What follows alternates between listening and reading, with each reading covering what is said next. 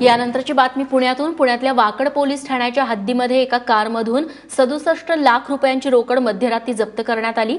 यात 62 लाख रुपये नवीन 2000च्या नोटा असल्याचं देखील समोर आलंय। मुंबईहून पुण्याच्या दिशेने गाडीतून ही कॅश नेण्यात येत होती। पोलिसांनी चौकशी केली असता गाडीतल्या लोकांनी उडवाउडवीची उत्तरं दिली। त्यावेळी पोलिसांनी संशय आल्यानं गाडीची तपासणी केली आणि त्यावेळी ही रोकड सापडली आहे। पोलिसांनी आयकर विभागाकडे ही रोकड आता सुपूर्द केली आहे आणि या प्रकरणी 5 जणांना ताब्यातही घेतलंय। ही रोकड कुणाची आहे आणि कुठे नेली जात होती याबाबत सध्या माहिती मिळवण्याचा प्रयत्न सुरू आहे।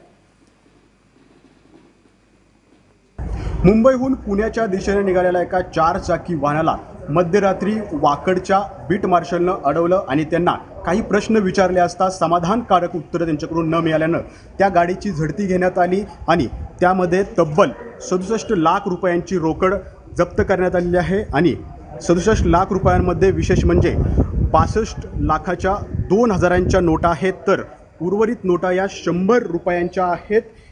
ती गाडी आणि या ठिकाणी रोकड घेऊन पोलीस वाकड पोलीस स्टेशनला दाखल झाले, परंतु मध्यरात्रीपासून ही घटना लपवण्याचा प्रयत्न पोलिसांकडून झाला। या गाडीवरती रोजगार आघाडी RPI आठवले गट व्हाईस प्रेसिडेंट मुंबई अशा आशयाचे या ठिकाणी फलक आहे आणि हे फलक असल्यामुळं अनेक प्रश्न या ठिकाणी उपस्थित होत आहेत की ही गाडी नेमकी कुणाची आहे, ही रोकड कुठं नेली जात होती।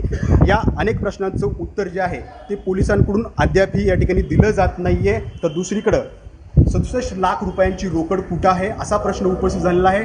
काही अधिकाऱ्यांकडून सांगितलं जात आहे की ही रोकड आयकर विभागाकडे या ठिकाणी सुपूर्द करण्यात आलेली आहे, परंतु आयकर विभागाकडून याला दुजोरा मिळालेला नाहीये। त्यामुळं या कारवाईमागं काही गौड बंगाला आहे का असा प्रश्न या निमित्तानं उपस्थित होतोय। कॅमेरामन तुषार नानावरेसह नाजिम मुल्ला, ABP माझा, पिंपरी चिंचवड।